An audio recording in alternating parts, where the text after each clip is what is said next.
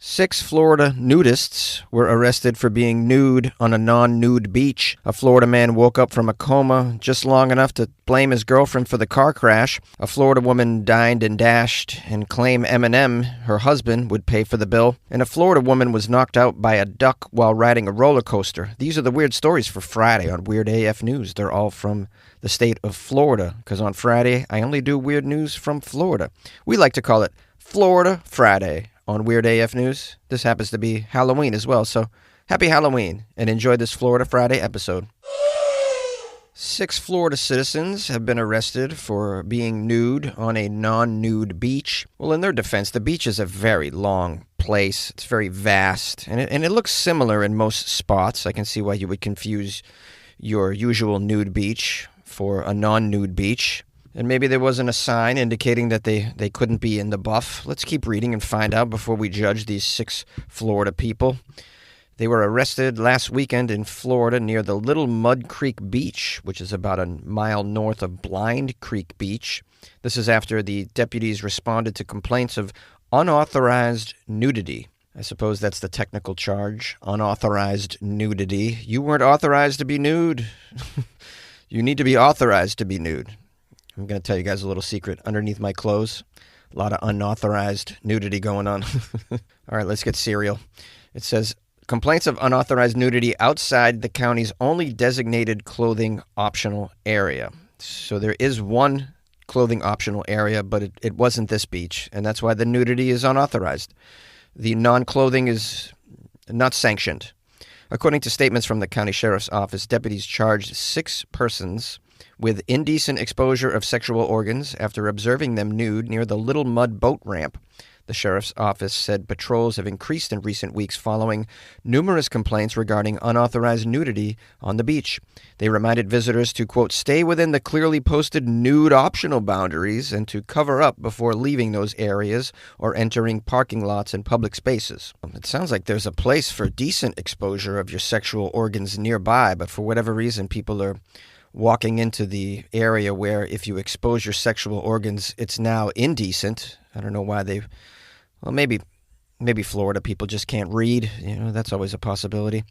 A copy of the mugshots the sheriff's department posted on the Facebook page illustrated the names and charges of the arrested individuals. Oh, that's very sad to post the names and the photos of these people. Maybe they were just confused, and now they're going to have a hard time getting jobs. It's all over the news now, their names. I don't know about that. I mean, it's not like they're sexual predators or anything, or at least it doesn't seem that way. And I know the charge is of a sexual nature, but, I mean, do you really have to plaster their names all over the social media and the web? It just seems unfair to me. And rarely will I stick up for Florida citizens, but in this instance, I'm coming to their defense on some level. The Blind Creek Beach was officially designated clothing optional since 2020. They have a parking lot that has been closed since January for a renovation project that includes new paving, new showers, and restrooms. During the closure, some beachgoers have accessed the shoreline through the Little Mud Trailhead, a non-designated area located north of the official nude zone.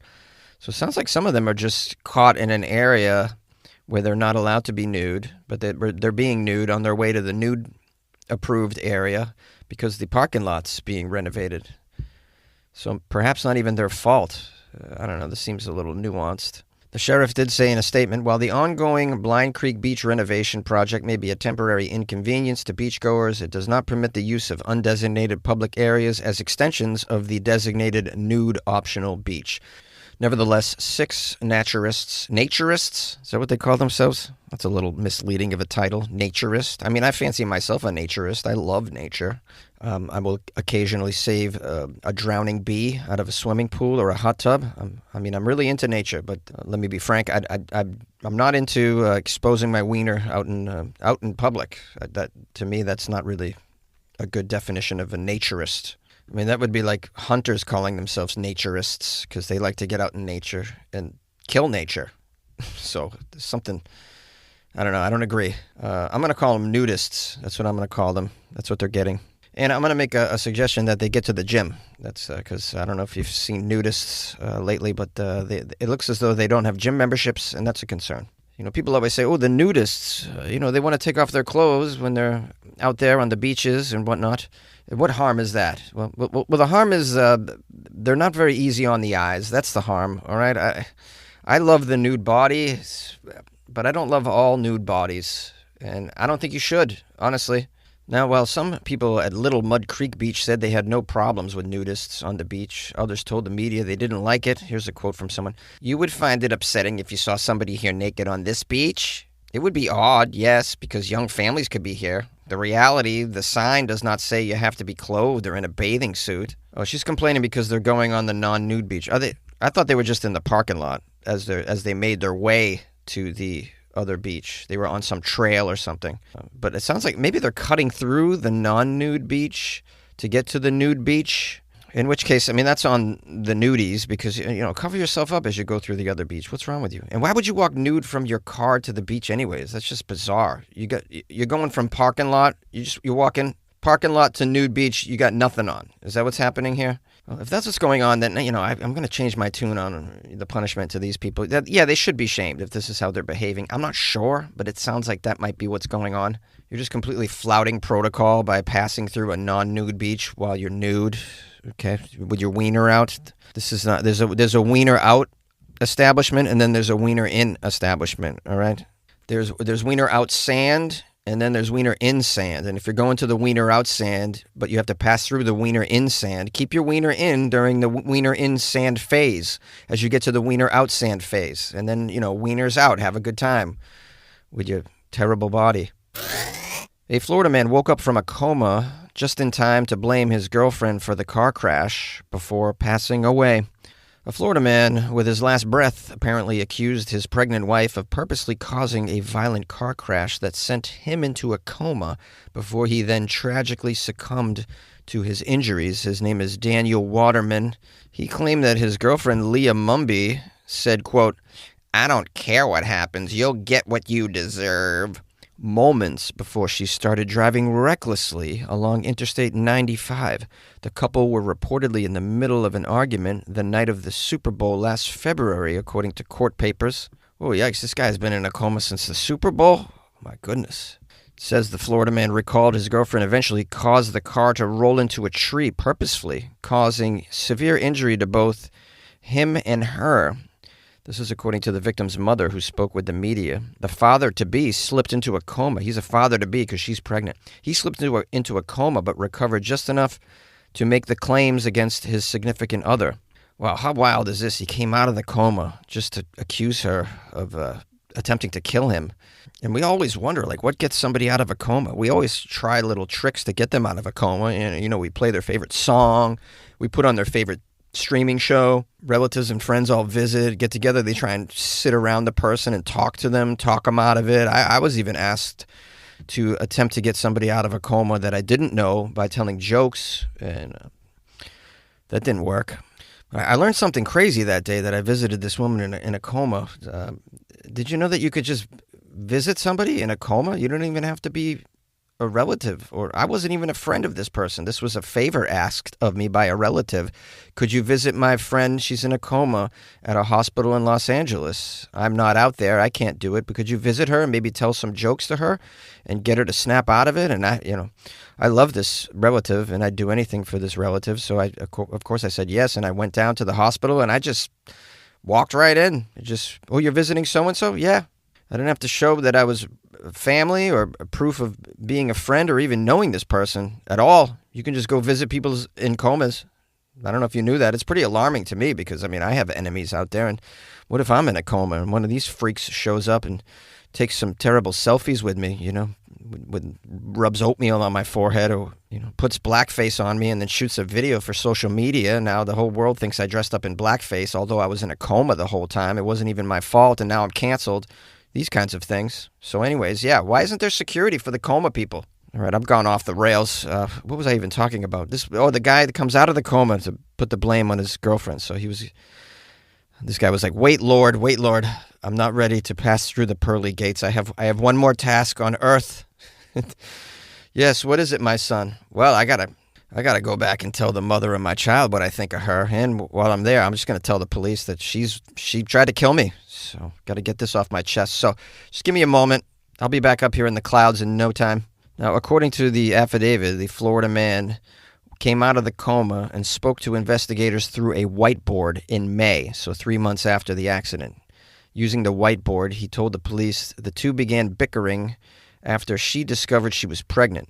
Additionally, he said she was also angry that a woman on the East Coast had texted him. This argument allegedly led to the woman, mother of his child, ramming the car into a tree. She just off the road into a tree. Well, guys, you know you shouldn't put it into crazy, right, fellas? Don't put it into crazy. I know it's difficult to find non-crazy in Florida, but, I mean, try your best. When it comes to what your family eats and drinks, you know your choices matter. You're the expert because you know what fits your life. And getting it right starts with good information. That's why America's beverage companies are sharing more information about our ingredients at goodtoknowfacts.org. No spin, no judgments, just the facts straight from the experts for more than 140 beverage ingredients. Visit goodtoknowfacts.org. A Florida teacher is accused of showing up to work high on cocaine and giving vape to the students. Well, dang, man, where were these sorority vaping high on cocaine teachers when I was in school? We didn't have anybody having this much fun offering us vapes. Would have loved to have been offered a vape. This seems to be a common occurrence, by the way, in the Florida school systems. I've covered a number of stories where teachers are showing up high to work, drunk. Can't say I blame them. The school district of Lee County is moving to fire a teacher accused of showing up to work while high on cocaine and allowing the students to use her vape. The school district has filed a petition of termination of employment against Florida woman Nuria Acuna, a teacher at Island Coast High School in Cape Coral. It says, according to documents, the school district conducted an investigation into the Florida woman and removed her from the classroom after allegations surfaced.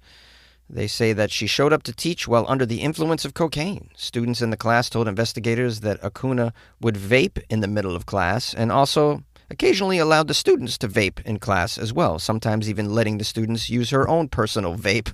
It's amazing. Doesn't indicate how they knew she was on cocaine. I suppose maybe she just talked about herself the entire day. That's a sign that someone's on cocaine. They just can't stop talking about themselves. And in this lady's defense, I mean, how do you even teach 35 Florida students, also known as monsters? You know, you need some chemical assistance, in my opinion.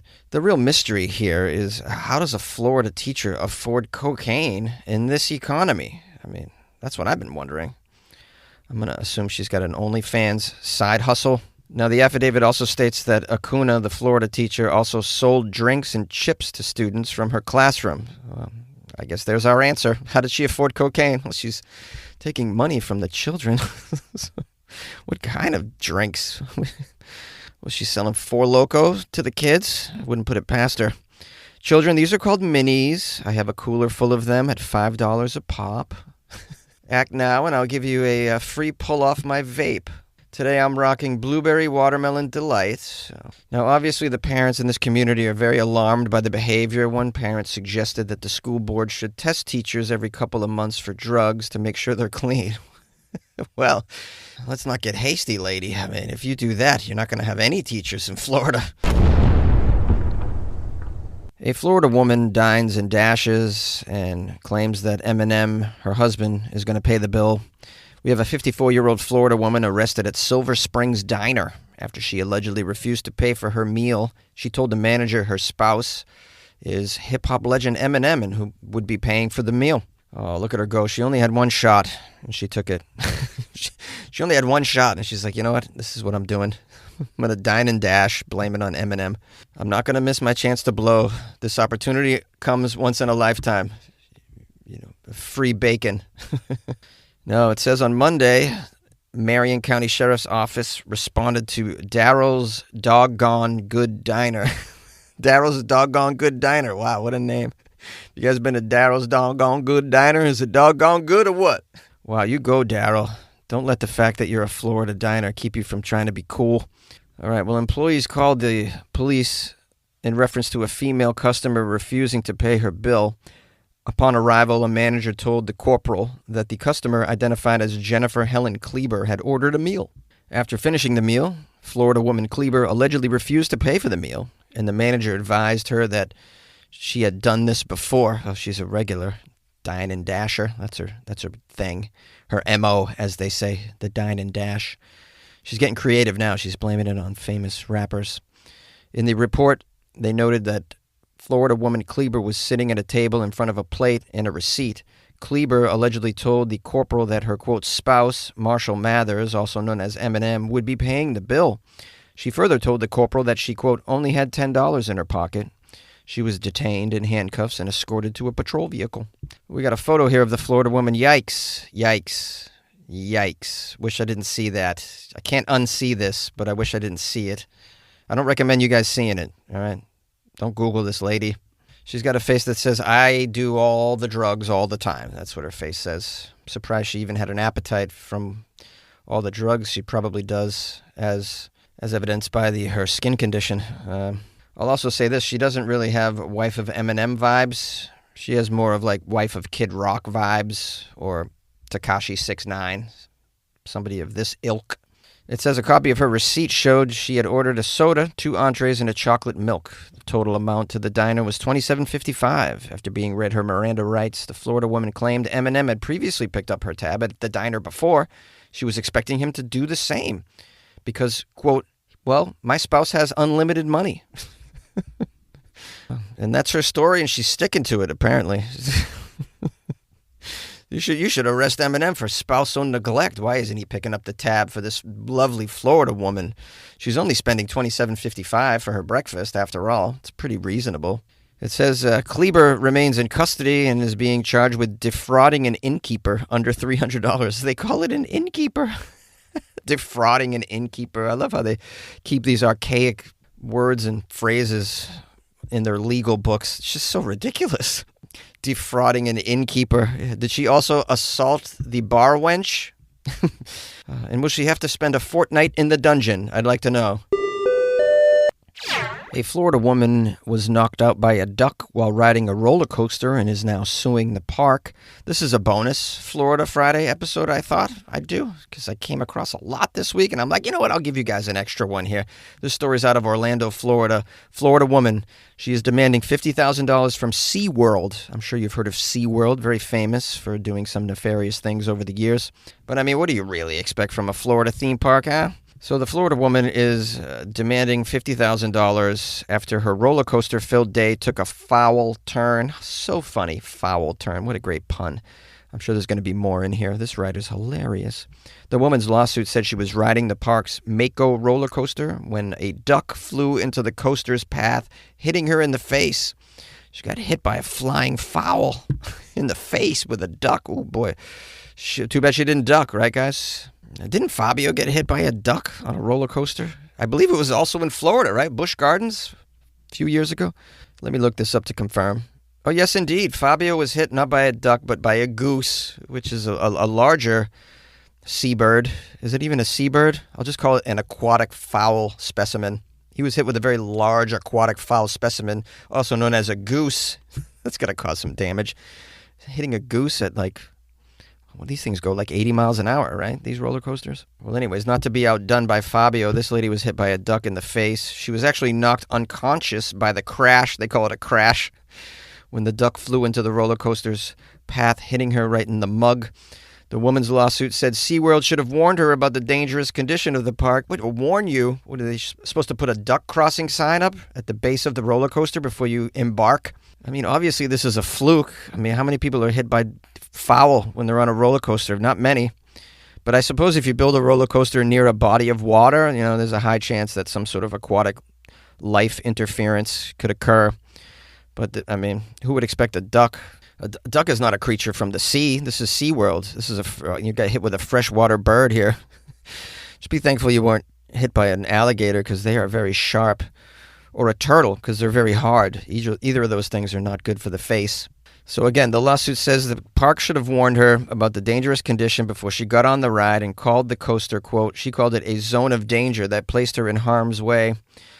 Quote, SeaWorld created a zone of danger for bird strikes due to placing the roller coaster over or near a body of water, which creates a higher risk of bird strikes involving ducks, gulls, geese, and other waterfowl, according to her attorney.